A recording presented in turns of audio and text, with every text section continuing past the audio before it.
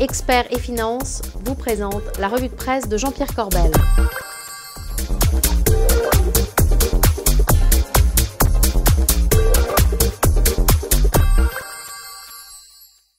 Bonjour, c'est mardi et c'est la revue de presse du Club Patrimoine avec Jean-Pierre Corbel. Jean-Pierre, bonjour. Bonjour Bogdan. Ça va? Oui, j'ai un petit coup de blues cette semaine. Je me demande si je ne vais pas arrêter les revues de presse parce que vraiment j'en ai marre. La presse raconte n'importe quoi. Et si vous voulez juste un exemple, regardez ça.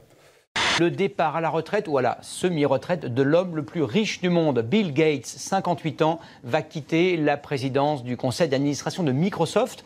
Bill Gates, 58 ans, sort de sa pré-retraite pour reprendre du service à la direction de l'entreprise qui décline depuis plusieurs années. Ouais, bon, c'est un détail, c'est maladroit, mais c'est un détail. D'accord. Alors vous voulez du lourd? Oui. Est-ce que vous avez entendu parler de l'histoire de la cour de Karlsruhe? Oui, je sais où c'est, en Allemagne. Ah bon, d'accord. Et alors, vous avez entendu parler? Oui. Eh bien, la cour de Karlsruhe, effectivement, en Allemagne, c'est l'équivalent de notre Conseil constitutionnel. Et on attendait depuis un moment, figurez-vous, qu'elle se prononce sur la politique de Mario Draghi. Elle ne faisait pas comme...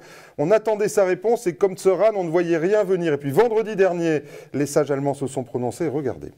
À Karlsruhe, la Cour constitutionnelle allemande a décidé vendredi de se tourner vers la justice européenne sur la question du programme de rachat de dette publique de la Banque centrale européenne, dont elle juge qu'il excède son mandat dans sa forme actuelle. 6 des 8 juges de la Cour de Karlsruhe ont tout de même affirmé que ce programme allait à l'encontre des intérêts nationaux des États de la zone euro.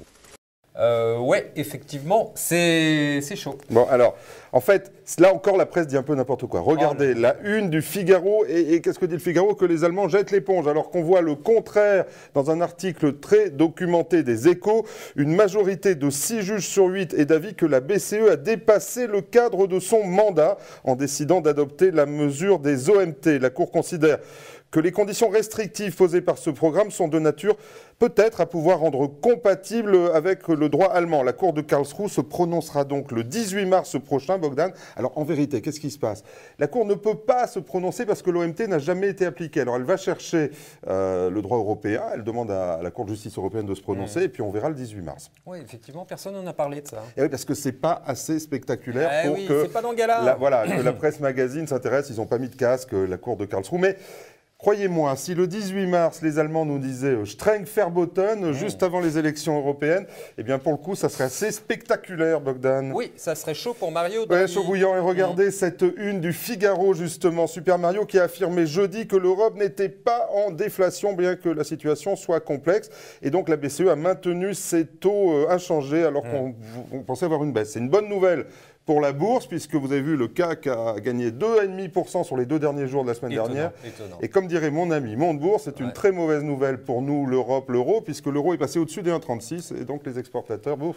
Et du rififi entre la BCE et l'Allemagne. Ah ouais, alors les Allemands, ils sont énervés, figurez-vous. Pourquoi? Parce que, eh bien, quand on regarde le patrimoine moyen des Européens, ils sont en dessous des Français, des Italiens et d'autres, et ils trouvent que compte tenu... Alter Ego en Allemagne, ils gagnent moins que vous. Ouais, c'est énervant, chaud, c'est énervant. Et qu'est-ce qu'ils disent les Allemands? Bien, regardez dans le Point, la Bundesbank qui propose que les États endettés créent un super impôt sur la fortune pour éponger leurs dettes avant même de faire appel à l'aide européenne. On s'en souvient, c'est l'histoire des fameux 10%, vous vous souvenez?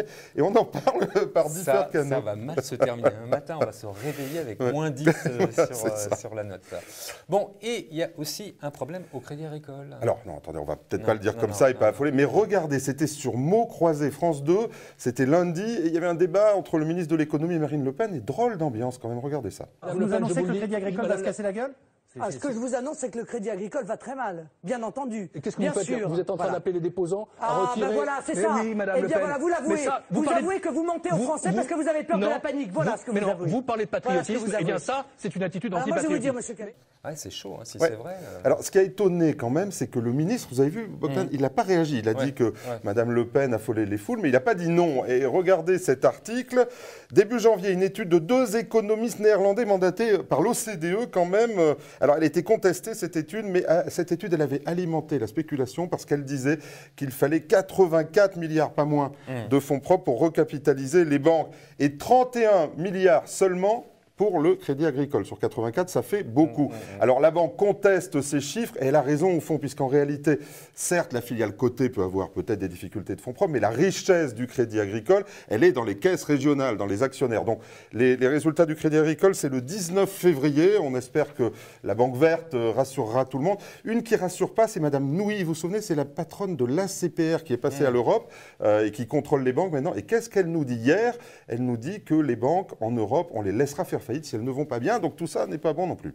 Et c'est pas clair, le petit top, flop, top. Alors, on commence par un flop, je ne vais pas le dire trop fort, mais je ne sais pas si vous avez vu à l'AMF, il y a eu une nomination à la commission des sanctions, c'est pas rien. Et qui est-ce qu'on a nommé? Eh bien, l'ancienne patronne du contrôle des risques d'UBS. Ça pourrait être mon juste pour rire, j'en dis pas plus parce que je pourrais avoir un contrôle, mais c'est pas bon.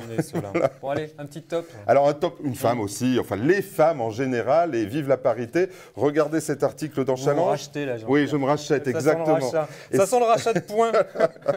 Et cet article dans Challenge qui nous dit que, regardez, les résultats des hedge funds, le marché des hedge funds a fait 6% en moyenne l'an dernier. Hedge funds? Des hedge funds, pardon. C'est pas génial, d'accord.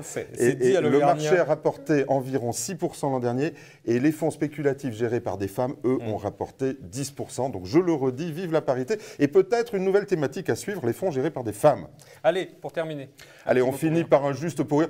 J'ai pas trouvé grand-chose, alors je suis retourné voir mon ami Gaspard Proust, je l'adore. Et écoutez-le, il parle des économies qu'on pourrait faire, vous vous souvenez, en redécoupant les régions, à mourir de rire.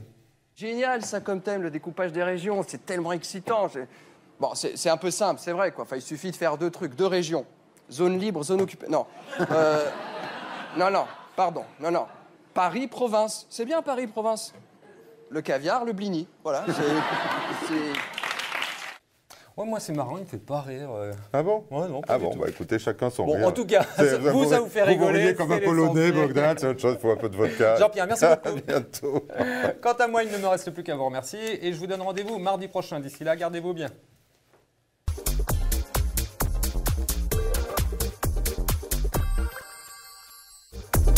Ce programme vous a été présenté par Experts et Finances.